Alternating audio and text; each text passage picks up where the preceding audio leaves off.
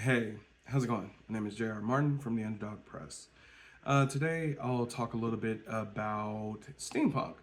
So, why steampunk, you may be asking? Well, first off, goes by a bunch of different names, or it falls into a bunch of different genres, is a better way of saying it. So, it falls into historical fiction, alternative history, those types of things. But the main reason I want to talk about steampunk is because steampunk is the first novel that I wrote. So, The Engineer's Apprentice is a steampunk novel that takes place in the 1800s.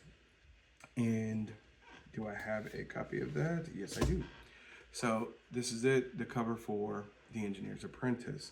So, the main reason that I want to talk about steampunk is, like I said, because of that, because it is the first book in my series of the Engineer Saga. This is going to be a three-part series. So, part one is going to talk about steampunk in general. Part two is going to be talking more about Victorian steampunk. And then part three is going to kind of focus more on the Western steampunk genre. So, those three parts are going to be what I'm talking about. So, I just want to first start talking about this one. And it is kind of crazy because, when people think steampunk, you think gears, goggles, and gadgets, airships drifting through smoke-filled skies, right? Like clockwork, hearts ticking beneath velvet waistcoats. That's kind of the idea that you have whenever you're thinking about steampunk. And that's, for the most part, that's very true about what steampunk is, right? It's gadgets and gears. When you see people dressing up in steampunk, you see them dressing up with clockwork arms, clockwork computers, clockwork everything, right? So when you hear the word steampunk, this is probably what you see in most cases. It's a powerful aesthetic. Uh, this aesthetic, though, is just wrapping paper, right? There's themes within steampunk, and this is going to be part of a broader series because as an author, I'm slowly been growing my brand and growing Underdog Press. And I feel like there's some things I can share about this because I feel like genres, each one has its own flavor. Each one is very specific, whether you're talking about, within speculative fiction, whether you're talking about myths, horror, uh, whether you're talking about mysteries, whether you're talking about crime stories, fantasy, science fiction, and all the different levels and layers in between all those different things. Any of the punk, I mean, punk really should be its own. You got cyberpunk, steampunk, solar punk, diesel punk. There are so many different types of genres that fall into that punk almost needs to be its own thing. But the main point I'm talking about here is the fact that a lot of these different genres actually tend to be, they lend themselves to very specific types of stories. And so steampunk is one of those that lends itself to a very specific type of story. The themes that you put inside your story are, some of them are intentional, but when they're intentional and that's what you're trying to beat people over the head with, it tends to come off very preachy. If you are doing something that is not trying to be preachy, but more organic, the themes will show up. But there's going to be certain themes that actually kind of organically arise as well. And it's the themes inside of steampunk that give it its power. As writers and readers who want to understand more about a genre, if you're watching this, understanding those themes is the difference between writing a shallow story and basically having the accoutrement, the different window dressing that is steampunk, and actually writing something that is more than the costume party, something that is a story that matters. And in this day and age of comic book blockbusters and everything else, there's something that separates. There's movies, actions, blockbusters, and in fact, I would almost say, in the 80s and 90s, you had films and you had movies, right? Then all of a sudden you had films, movies, and blockbusters, and now you have mostly movies and blockbusters, but people forget about film. Film is something that is more of an art form, and that's the same way with storytelling. Storytelling has kind of evolved, however you want to look at it, into these situations where there is a lot of art, but there's a lot more cotton candy for the mind, right? And that's what a lot of stories are. And so I'm going to be calling this kind of like genre mechanics, right? I'm trying not to be overly creating too many terms here, or I'm just basically using some of the things that I say, some of the ways I think about writing, and because every writer is unique, every writer has a different style.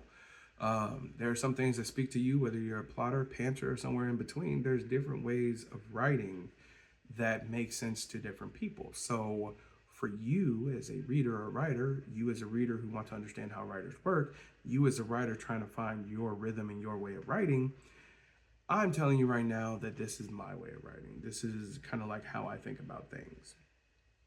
But what I have found is reading all the books on writing, and doing classes and everything else. I found that over time, you can pick bits and pieces from those things to be able to create your own way of doing it, right? And so the first theme that we want to talk about that's very general for steampunk is the theme of the engine of progress, right? Steampunk is at its core about the Industrial Revolution, whether you're talking about the Industrial Revolution as it happened in England, United States, or anywhere else. Steampunk is about the Industrial Revolution. And it's a what if type story. It's what if steam power technologies had been advanced further? What if the difference engine had actually taken off? What if steam was still around to its penultimate realization, right? And a lot of people forget that, during the Industrial Revolution, it was mostly steam powered things. But over time, things came and replaced steam powered things, right? But funnily enough, or strangely enough, even with the way we produce electricity, in a lot of ways, excluding wind and solar, a lot of it is still steam powered, right? You're heating up water to turn a steam turbine, which generates electricity in some way, shape, or form.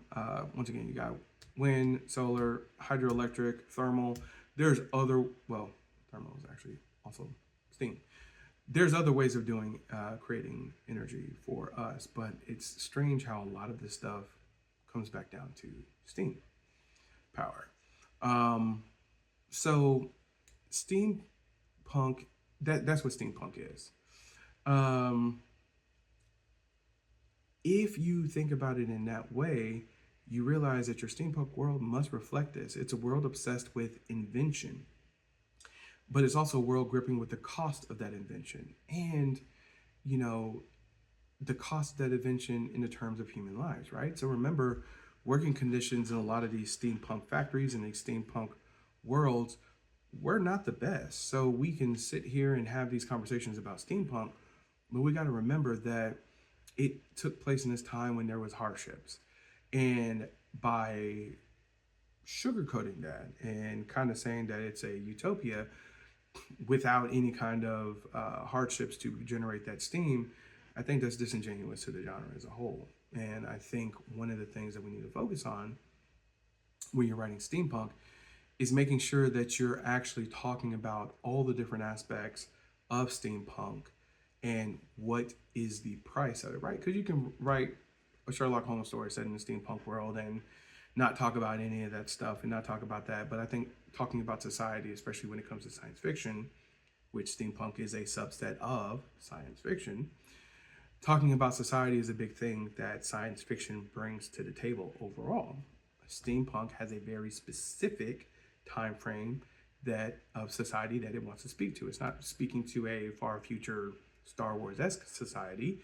It's speaking to a society that's nearer and dear to our hearts, that a lot of us understand and learn about in history books.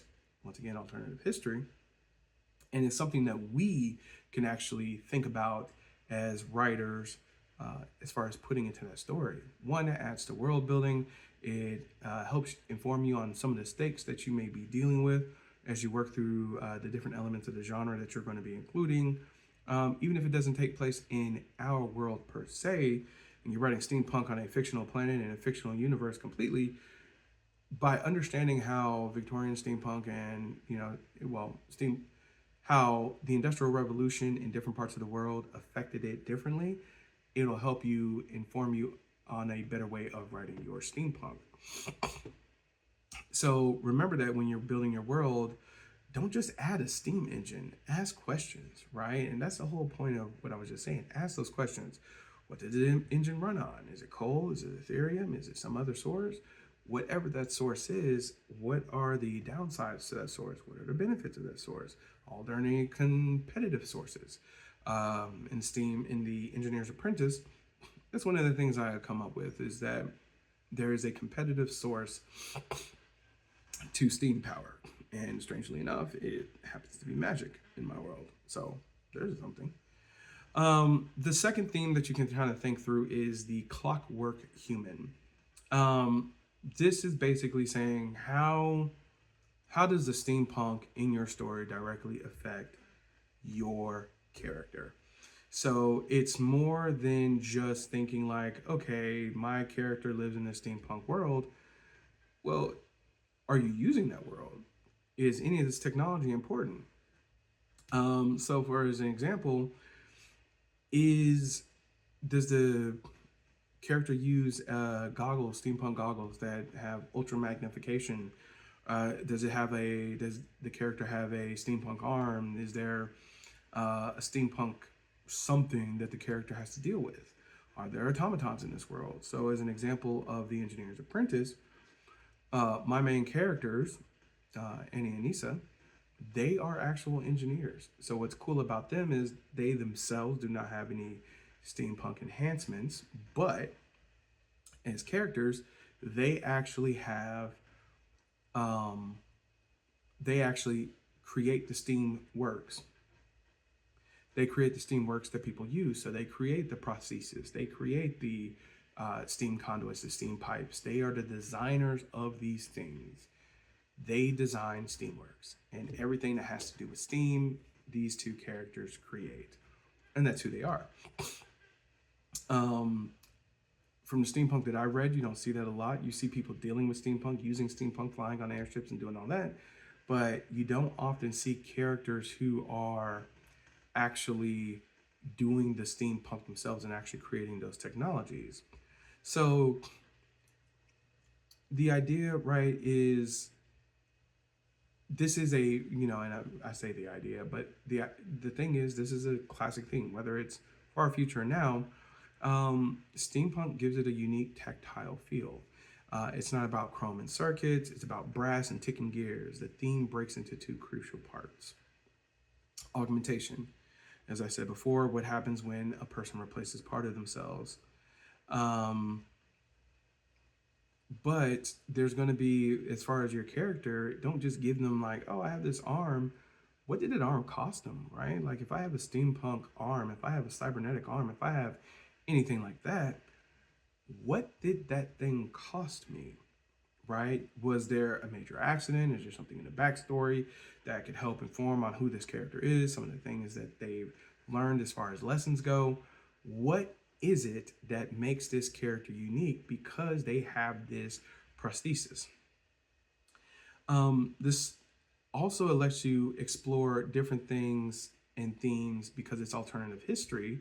You can just, like I mentioned before, you have automatons, right? And those automatons can be used as a stand-in for all sorts of things, right? Are they property? Are they conscious beings? Are they, like data? Or are they very much a different, or are they property? Are they something to be built and used? It lets you explore themes, if you so choose, of slavery, consciousness, and what it truly means to have a soul.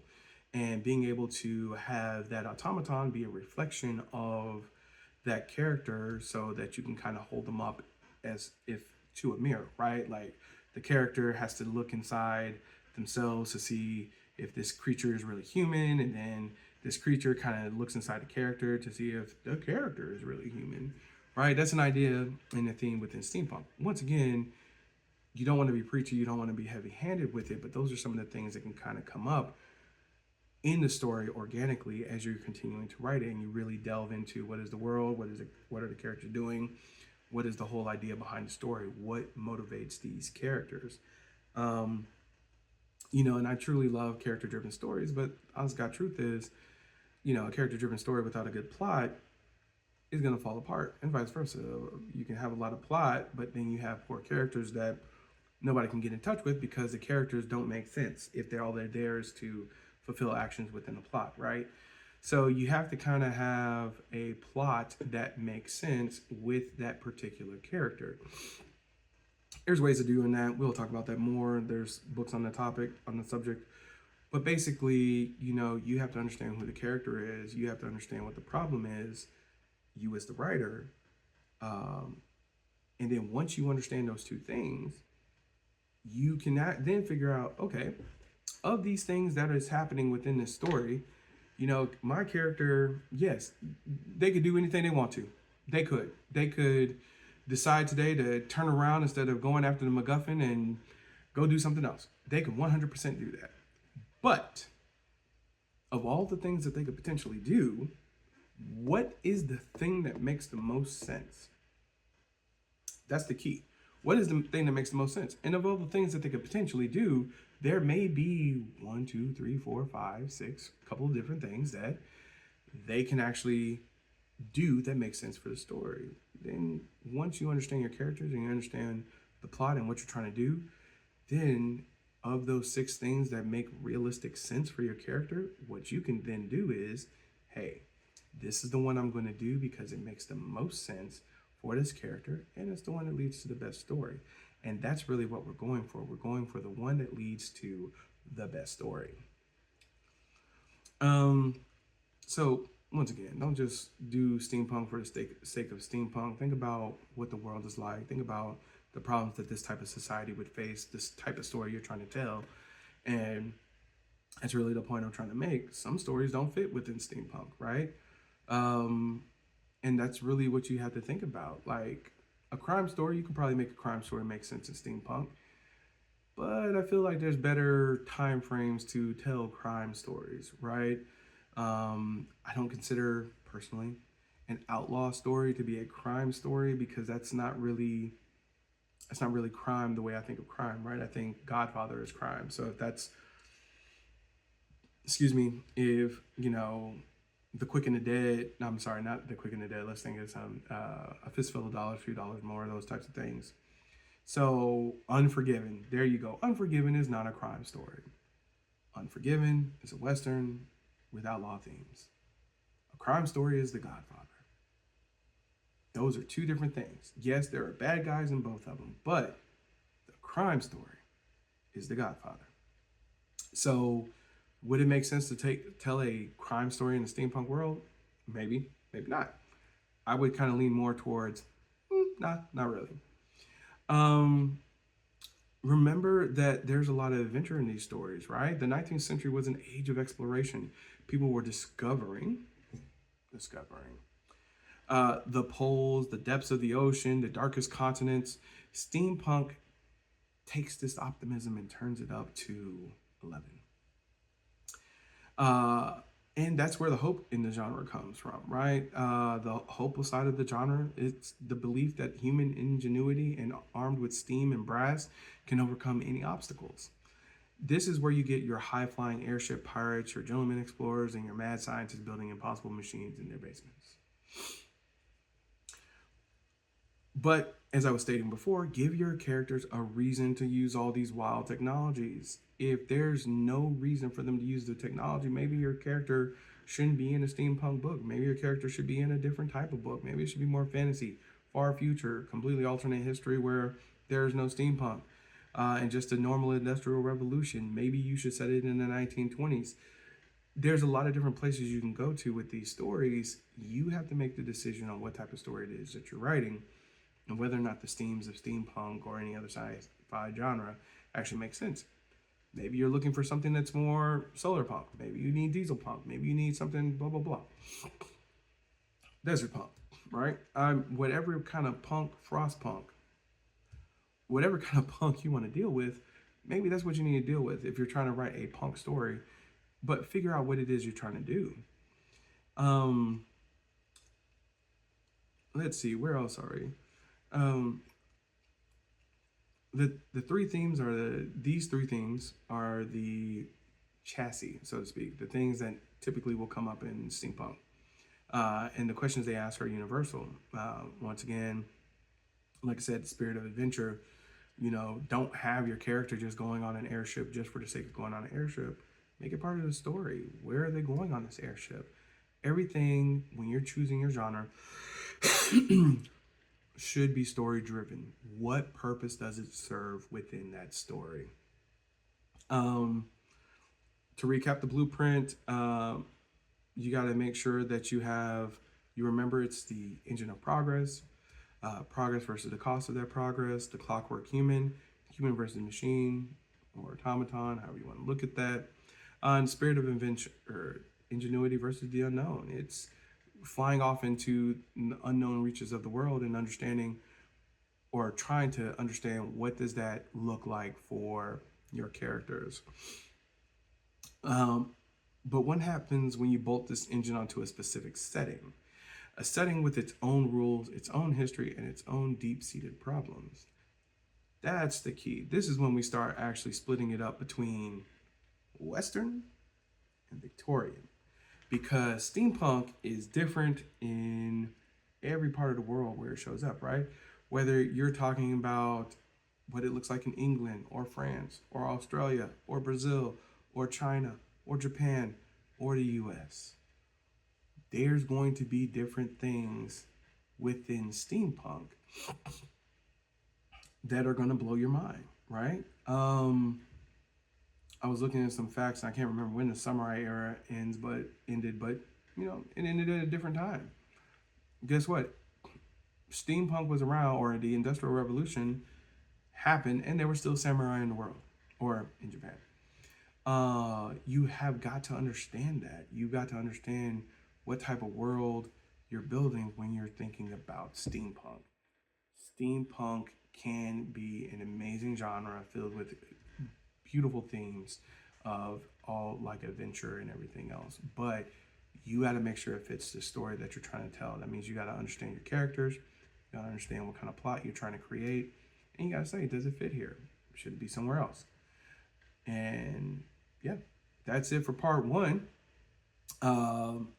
I'm doing these with light edits, primarily because I want this to be kind of like stream of consciousness. It's how I write, or that's what I do when I kind of get stuck somewhere. I start doing stream of consciousness writing to kind of get past my writer's block. But I want this to be something that is very organic, flows, and it's just me coming off the top of my head, having these discussions. I do have notes, got notes right there. But overall, it's me talking to you, having a conversation and saying, hey, this is what's up. Like and subscribe to the channel. Once again, I'm going to be talking more about not just writing, but the characters that I write, my process for writing, and then kind of going through some of the things that I think about genres, or talking about the different aspects of genres and how to use them. So this is going to be an entire series that I'm doing first, where we're going to be talking about steampunk and others, cyberpunk and space operas and high fantasy and dark fantasy and grim dark, grim light, all these different things when it comes to science fiction, fantasy, speculative fiction, all the different types of horrors, myth, all this stuff. But we're going to be talking about what is the best type of story to tell within those worlds. So I'm going to talk about some of those themes, and I'm going to talk about the type of characters, because you know what does fit within steampunk very well? Detective stories, adventure stories, adventure exploration, right? If you're talking about Victorian times, romance stories actually fit very well in steampunk, right? If Western stories actually fit well in steampunk, because you get to explore, and we'll talk about that more, the different side of the Western, right? And kind of like how it gets to change. You get to see how all these different things change, but those are 5 different types of stories that fit well within the steampunk genre. So, like I said, that's it for this time. Talk to you later.